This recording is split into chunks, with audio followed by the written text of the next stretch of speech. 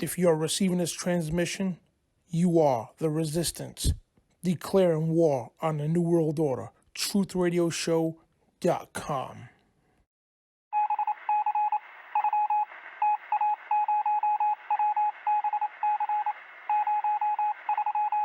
Hi folks, my name is Dan Bidondi. I'm an occult and biblical researcher and also a radio talk show host for the Dan Bidondi Show on TruthRadioShow.com.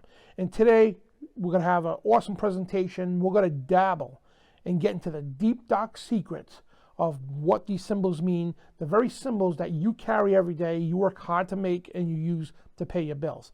That's right, it's the almighty dollar. The dollar bill for the United States of America. And today we're going to talk about and show you what these symbols really mean, regardless of what your schools have told you or what history books have told you. There's a lot more than meets the eye.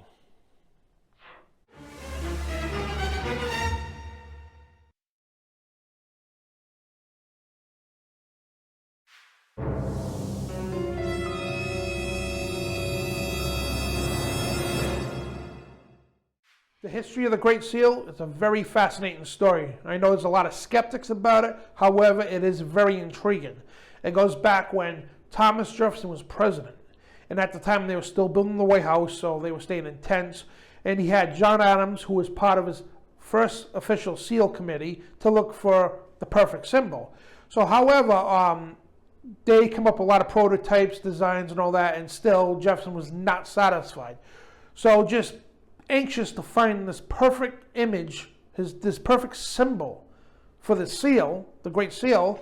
One night he was out for his nightly walk, and he come upon this man in the middle of the night. He was dressed in a black cloak. He hands Jefferson this box, and now Jefferson is just dazzled, like over this whole ordeal. He hands Jefferson this box, and this is what you're looking for. Thomas Jefferson goes back to his tent, opens the box up, and there it was. It's the same seal that's on the back of the dollar bill. A double-sided seal, and right then and there, he knew this is exactly what he was looking for. He even sent guards out to go try to find this man in the cloak. They literally could not find him. He disappeared. Interestingly enough, there's a hooded figure statue that happens to sit by the memorial for John Adams. Coincidence? I think not.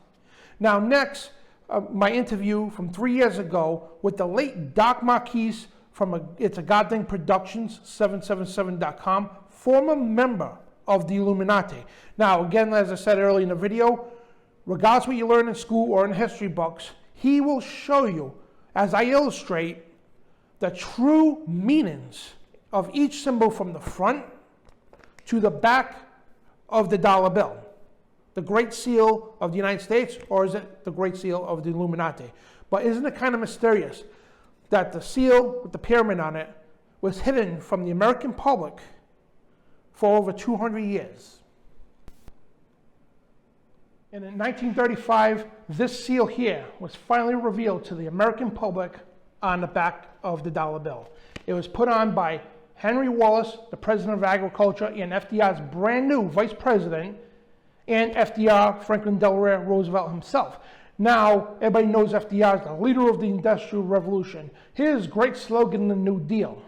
And you had the war going on. You had two banks trying to gain for control of the United States currency, the Bank of the United States of America and the Federal Reserve. But what the public was really completely unaware about, that both FDR and Henry Wallace, they had a spiritual advisor, a man named Nicholas Roerich. He was a Russian mystic. He was a direct student of occultist Madame H.P. Blavatsky. Now, during all this chaos going on with the wars, and you had the two banks here, FDR initiated an executive order to confiscate all American citizens' gold, and if you didn't turn it in, you would be arrested, because he said it now belonged to the Federal Reserve. Because you had the Bank of the United States of America and the Federal Reserve that came in 1913, and now under full control of our currency, which is not federal at all, it's a European Central Bank that completely dismantled we the people controlling our own currency. So to crown this, as Hitler, Mussolini, and the Pope were calling for the New order. He was calling for the New Deal. It meant a new world order. Order out of chaos, problem, reaction, solution. Financially and through the wars and everything, they are ready to push their new world order and to signify this. They put this on the back of the dollar bill to crown their achievement as a Nike Opus Novus Ordo Seclorum, means the new world order, new order of the ages, is now a crown and success.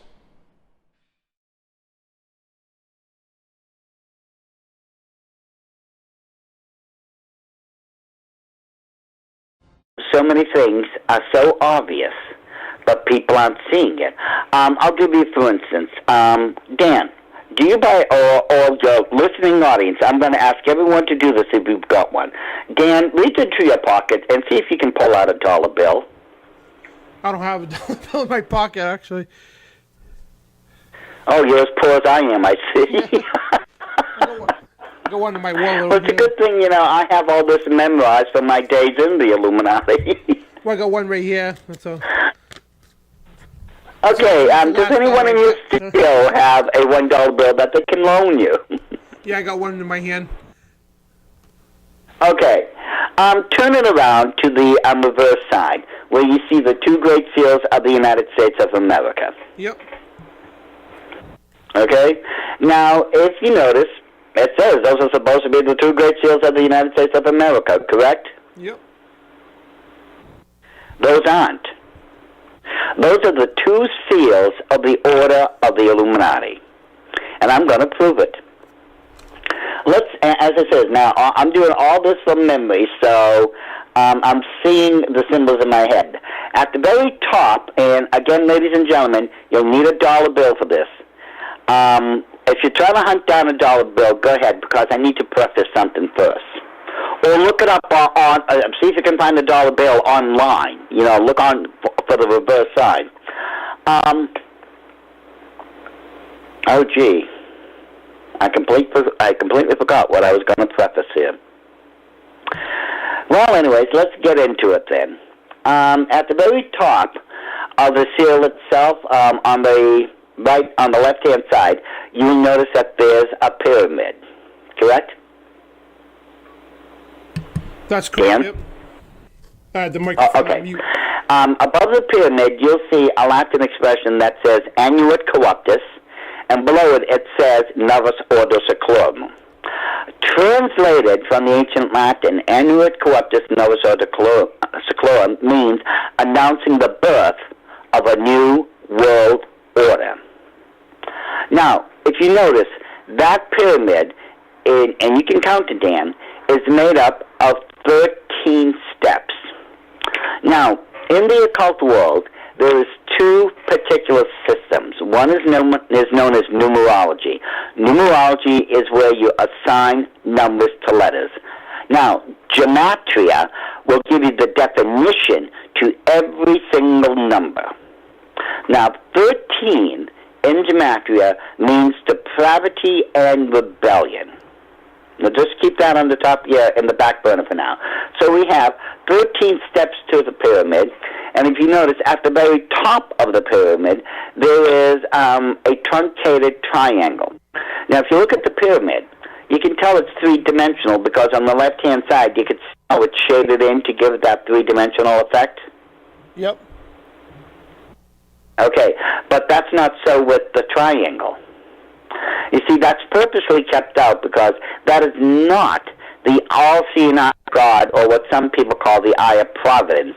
If it was, it's in the wrong position. That point of the triangle should be pointing down, which would be God looking into the affairs of man. In this reverse position, it's man invading the heavenlies. If you take a good look at that eye, you can see that it is a left-handed eye. The reason the Illuminati used a left-handed eye is because it represents the left-hand path of witchcraft. In the occult world, if you follow the right-hand side, you follow supposedly the good side of witchcraft. If it's the left-hand side, you're following the dark path. Now, if you look at the base of the pyramid, you will see Roman numerals. Now, that should say MDCCLXXVI. That is the year 1776. That is, and specifically, it's May 1st, 1776. If I could show you this live, you'd see what I'm talking about. But it is on DVD 1, this whole explanation I'm going to give you. Well, actually, as you're speaking right now, I got an illustration. So you see, the whole of that, I'm sorry? As you were speaking this, I got an illustration. When I was studying your DVDs long ago, I made copies on paper and everything. So I'm pointing out to the camera for those who are going to watch it on YouTube later. I'm pointing out to the camera as you're describing it in full color. Oh, good. So the whole of that seal is saying that on May 1st, 1776, a new world order had been born. It would be headed by Lucifer and based on depravity and rebellion. Now, let's go over to the second seal, where you see the the eagle. If you notice, above the eagle's head, there is 13 stars with 28 guidelines or rays about them. 28 in Gematria is the number for perfection. Now, as we go down the eagle, you'll notice that the eagle is holding in between its beak a 13-letter banner. It says E pluribus unum. Again, from the Latin, E pluribus unum means one out of many. But the question is, Dan, one out of many what? What do you think it means when they say one out of many? To me, it thinks out of all these gods, to them it's Lucifer. Okay. Well, a lot of people have tried to tell me, well, we're talking about the United States. And I'm going, no. One out of many what? You see, when Weishaupt, Dr.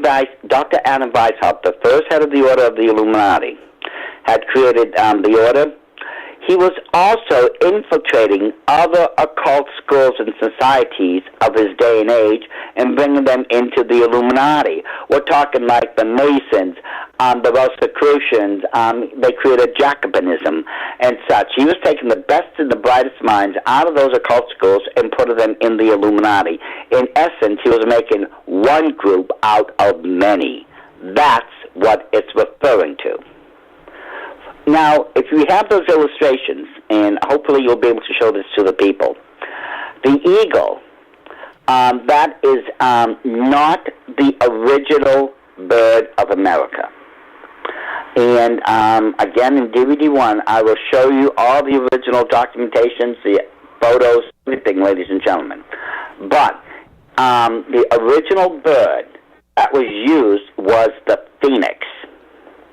Now, if we go by the ancient stories, the Egyptian mythologies in particular, the phoenix bird lived about 400 to 500 years, after which, when he was about to die, he would settle somewhere on a cliff, put together a nest, and as soon as that was done, he would burst into fire, and out of the ashes that was left behind, there was an egg, and in that new egg would reemerge a new phoenix bird, completing the cycle of reincarnation.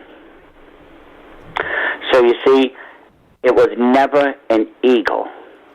It was always the phoenix bird. And again, the ancient drawings and such that they used for the first seal, the very first seal, you can look at it for yourself, was the phoenix bird, and remained so for over 50 years. Now, if you notice, the eagle is looking towards the right. Oh, its right, I should say.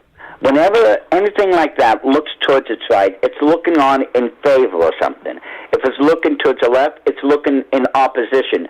Just like, the Nazi warbird of World War II, if you notice, that eagle was looking towards the left.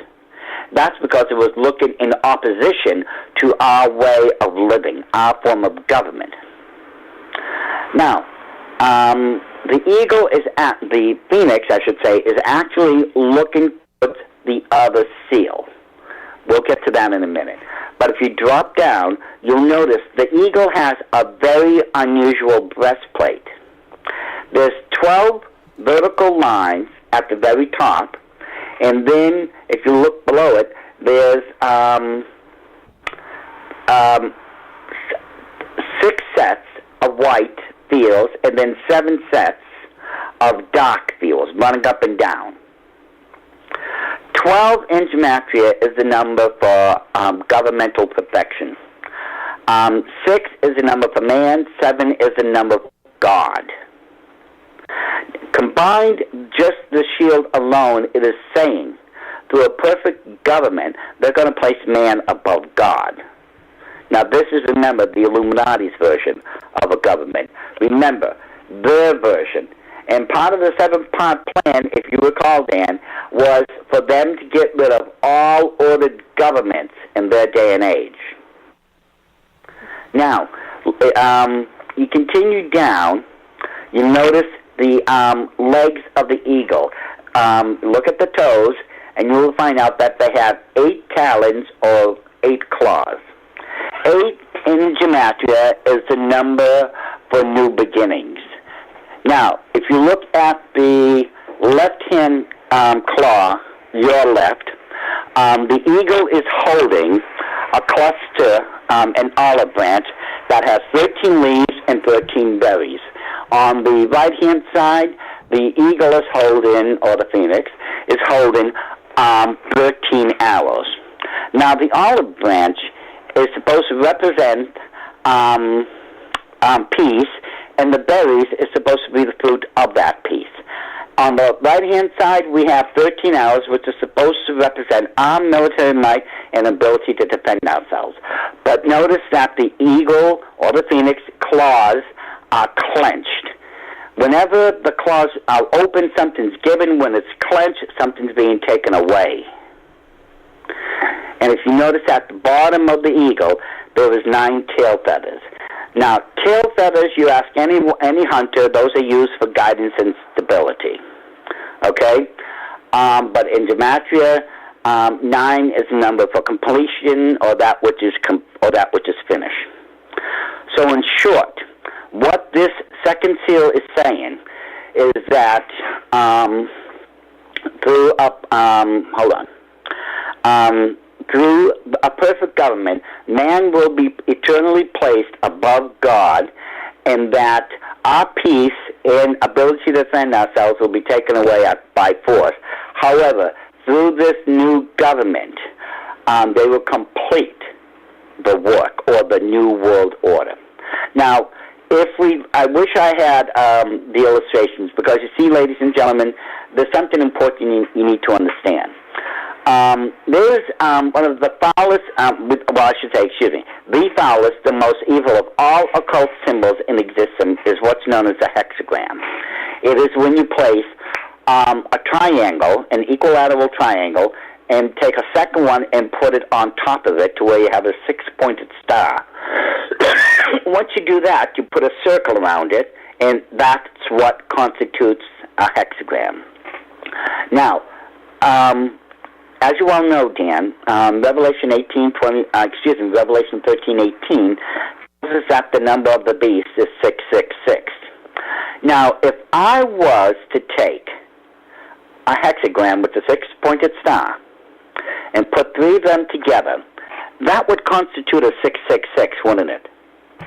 Yes, it would. And as you're speaking, I'm illustrating to the camera with the diagrams I got. So, like, people... Do you have the ones that will reveal the 3 hexagrams? Yep. Okay, show the first one. The one where you see the 13 cluster of stars right above the eagle's head. Do you have that one there? Yes, I do. Okay, show that one, please. Yep, because you see, ladies and gentlemen, that cluster of stars hold the first hexagram.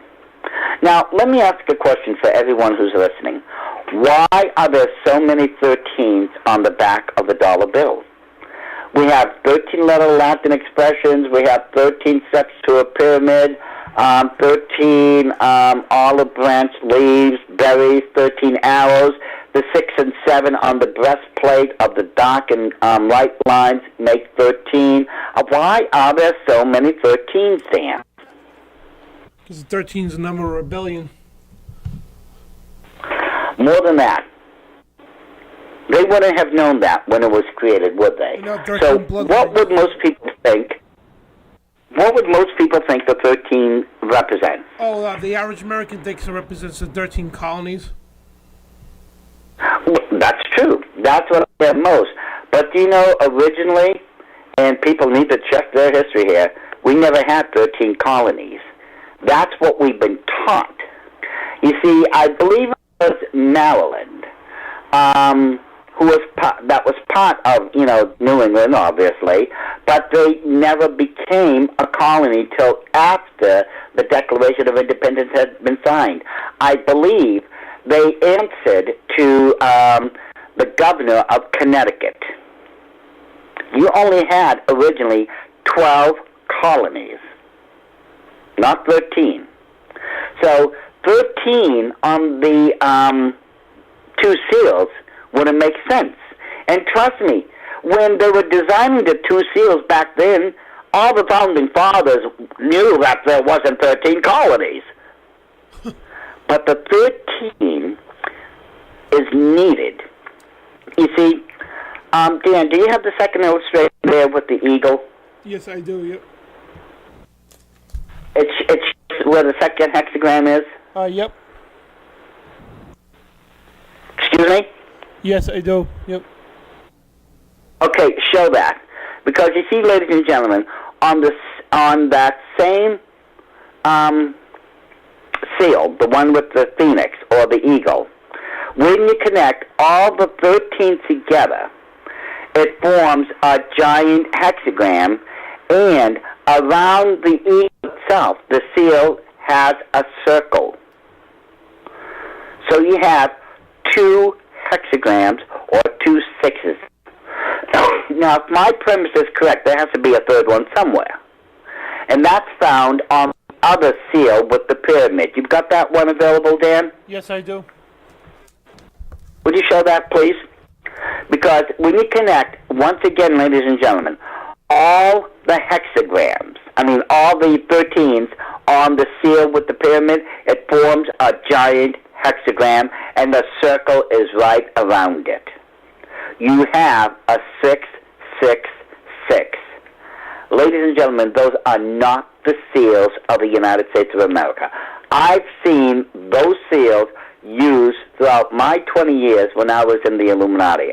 Now, and here's the important thing, to prove that these are not your seals, ladies and gentlemen, in any document, in the United States of America, such as a treaty, which is the highest form of law in America, with treaties, with executive orders, and things of that high nature, they must bear both seals of the order of the United States of America if the document is to be made legal by the law of the land.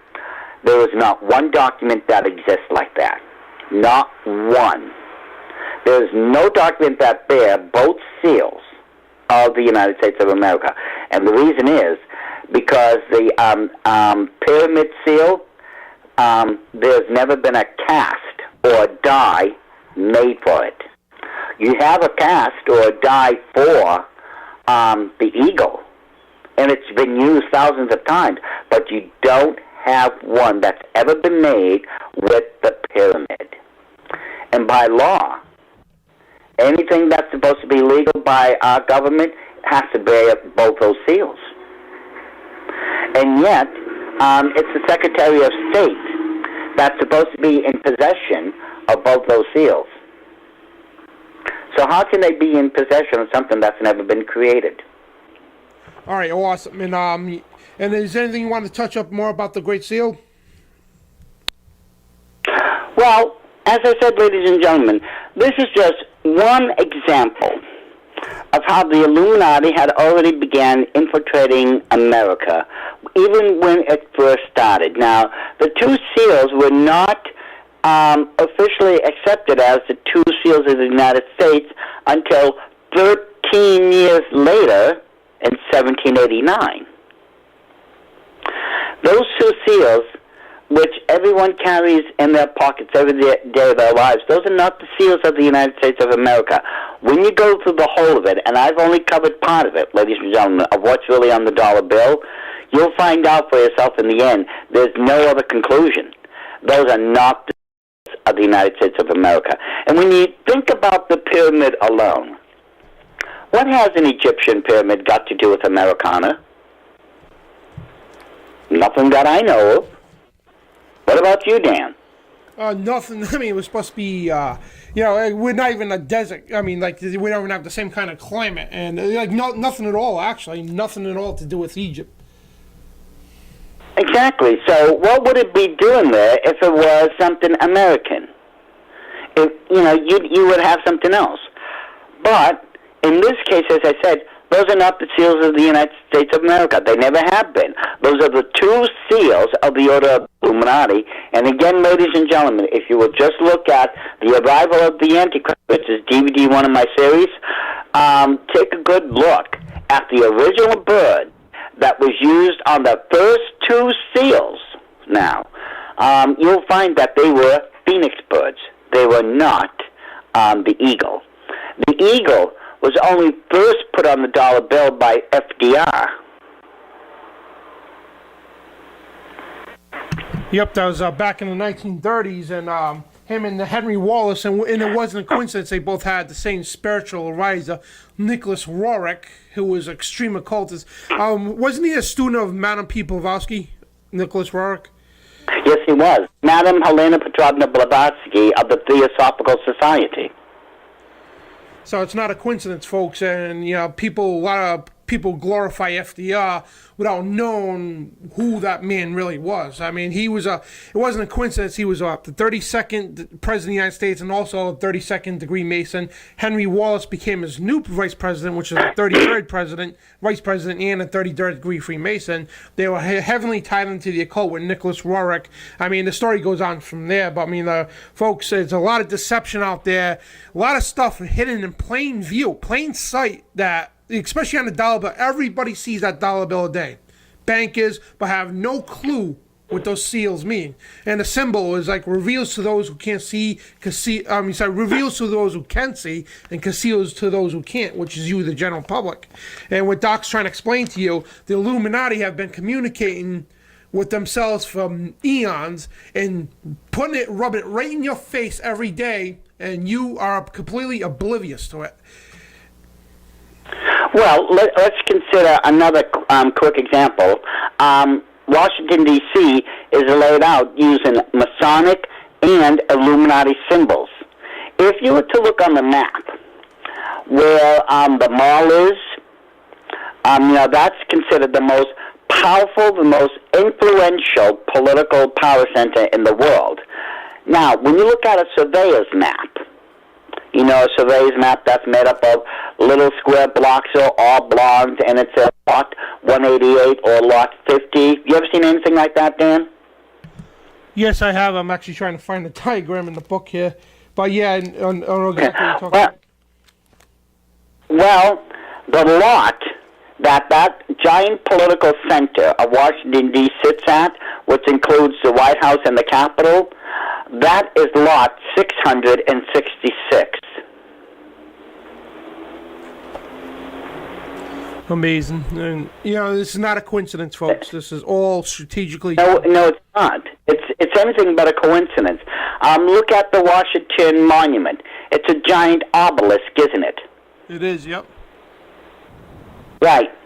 Now, what most people don't realize is that the obelisk themselves has a mystery to it.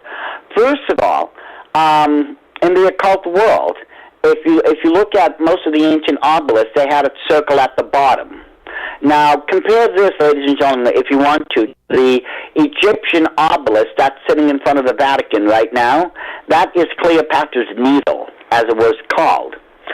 You will also see that around it, there are 8 sets of double lines. In the Order of the Illuminati and throughout the occult world, there's 8 major Sabbaths. And in the Order of the Illuminati, every single one of those Sabbaths call for a human sacrifice. Now, when you look at the one, as I said, in front of the Vatican, there's sets of double lines. That obelisk is actually a giant heliocentric sun calendar. Whenever the shadow falls in between any of those double sets of lines, it's a night of human sacrifice. That's the secret behind the obelisk. It's a giant heliocentric sun-scented calendar. Now, the obelisk itself in Washington, D.C., by any chance there, do you know how tall it is? From the ground up, 555 feet tall, which is in Death and Resurrection numerology, if I'm not mistaken. But it can't be standing just on itself. Nope. There has to be more in the ground, isn't it? It is, yep. And exactly There has 111 to be. feet. And when I talked to the groundskeeper, find out that there's exactly 111 feet below ground. 555 and 111 is how much, Dan? 666. And you folks, you could go verify this information. Exactly. 666 feet. 111 feet on the ground. It's 666 again. Exactly. Now, as I said, the whole of that area of Washington, D.C. was created using Masonic and Illuminati symbols. If I had the maps, well, if I could show the maps right now, I could illustrate this for everyone.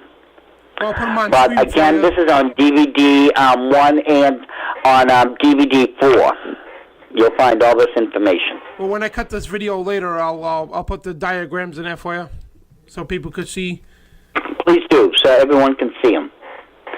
Because, as I said, ladies and gentlemen, this has been so carefully laid out, so carefully planned, that when you see these things, you're not seeing anything. You're looking at these things every day, but you don't see what's there. But then again, you're not supposed to. You weren't trained in the order of the Illuminati like I was. But I'll tell you this much, ladies and gentlemen, once you start seeing these things, you're never going to miss them again.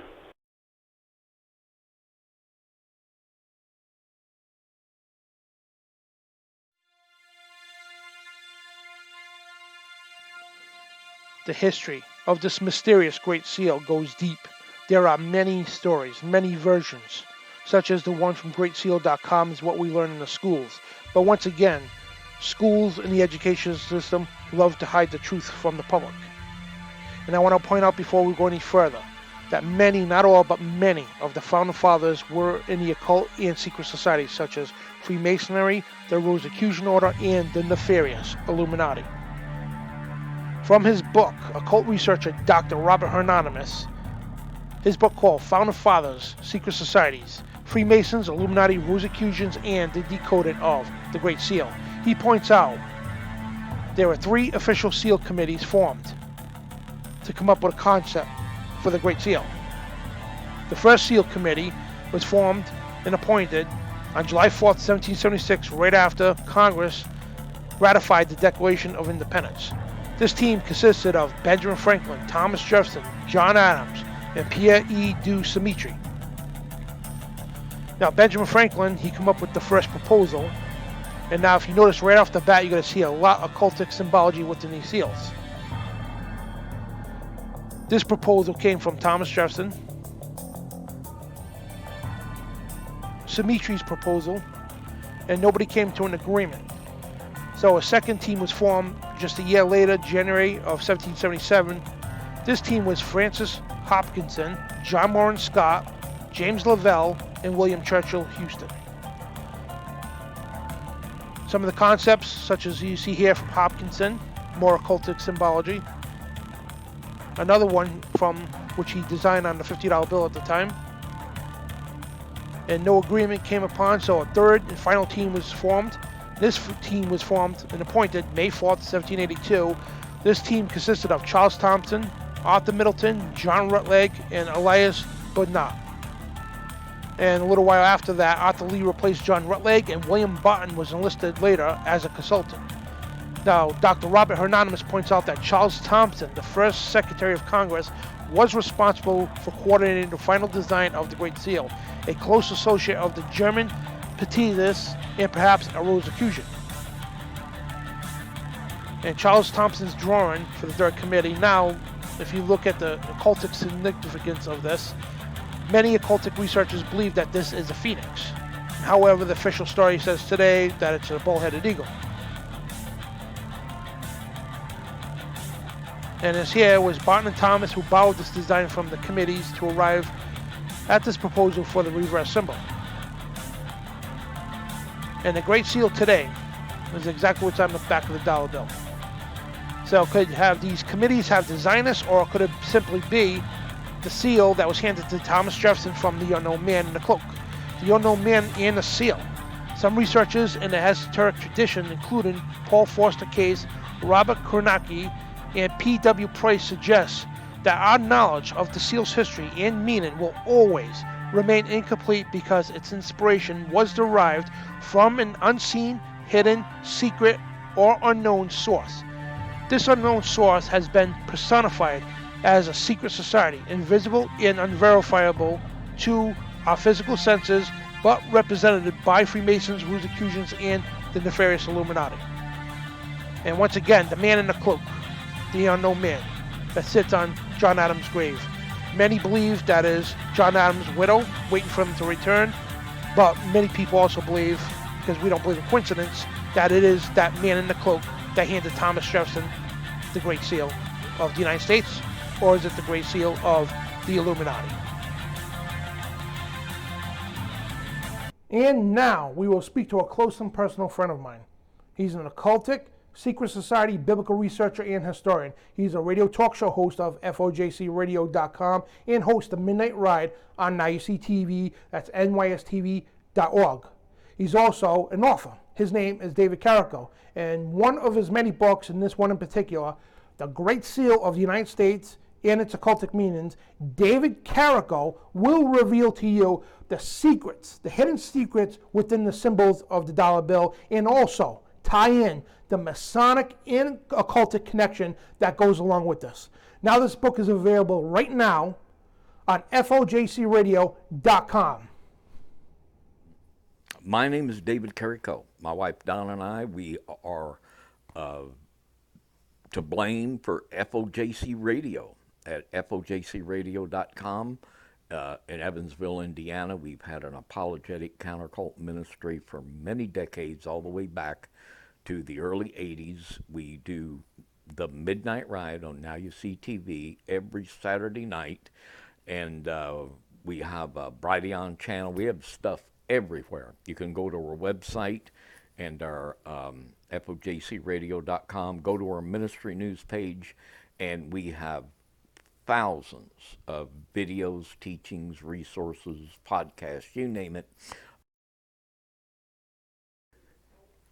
In our book, The Great Seal of the United States, Its Occult Meaning, there are some things that are very obvious. On the front of the book, you have the unfinished pyramid with the all-seeing eye of Freemasonry on top of it.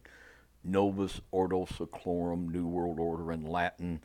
It symbolizes the ancient goal of secret societies, of the establishment of what in Scripture we see in Revelation 13 as the reign of the beast and the false prophet. Now, this went on the dollar bill in 1935, but this reflects ancient beliefs of secret societies that go back literally before the birth of Christ.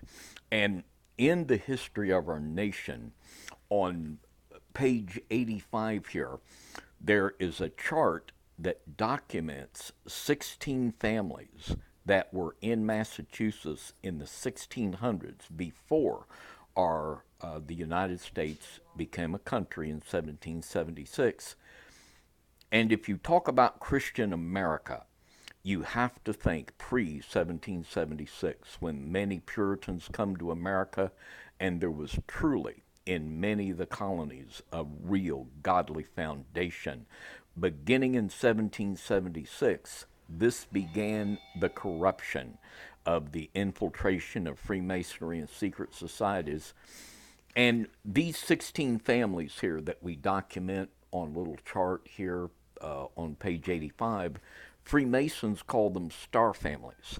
And these came from Europe with the express purpose and intent of using their money and influence to establish the secret societies, and the goal to eventually, as Manly P. Hall and Francis Bacon, they believed that America would be the springboard for the New World Order. And this began with Francis Bacon's book, The New Atlantis, using America to be the fulfillment of the utopian government in Atlantis. And we're certainly seeing this happen. And many of these families, we're talking about the Rockefeller family, the Taft family, the Pillsbury family, these, the Harriman family with railroads, Payne family, Standard Oil, these are the wealthy families that are very old, and they've been here with the purpose of establishing the one world order. And this is the way that this one world order has been progressing for a very long time, and we're seeing now what I believe is the culmination of the interpretation of the Great Seal of America. We have on the pyramid, it's unfinished, and it's awaiting for the capstone to be put on it. And I believe the men that designed this and have carried out this plan of the secret societies for many centuries, I believe that it is their intent within even my lifetime that they're going to put the capstone on the pyramid and bring to realization the one world order. All right, the symbols on the dollar bill, many of them are very obvious. Of course, the pyramid with 1776 and Roman numerals at the base, and many people believe this is the date of the founding of America.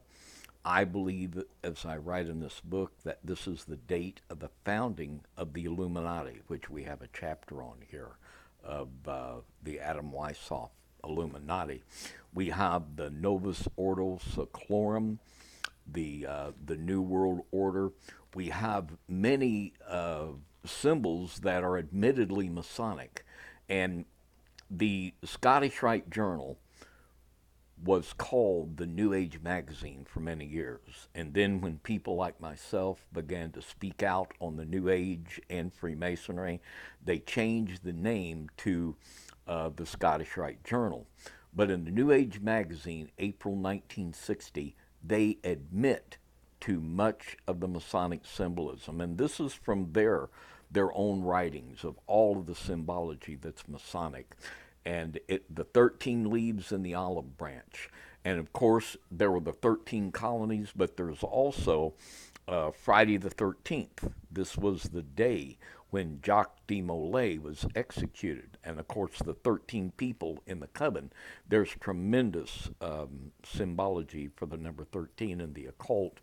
And they had the 13 bars and stripes in the shield, the 13 feathers in the tail, the 13 arrows, 13 letters in E pluribus unum on the ribbon, 13 stars in the green crest above, the 32 long feathers representing the 32 degrees in Freemasonry, the granite stone in the pyramid, of course, with the all-seeing eye in it, and Annuit Coptus, God has prospered all.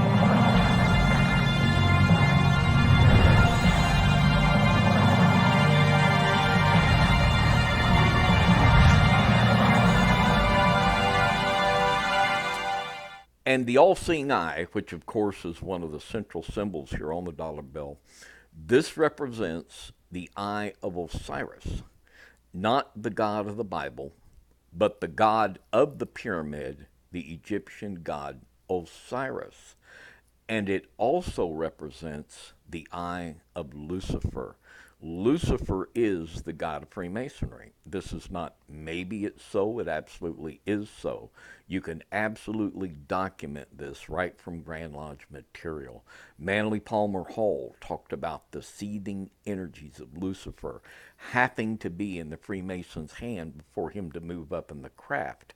Albert Pike in Morals and Dogma talked about the light of Lucifer. There is no doubt that this God that's depicted on the Great Seal, it's not the God of the Bible.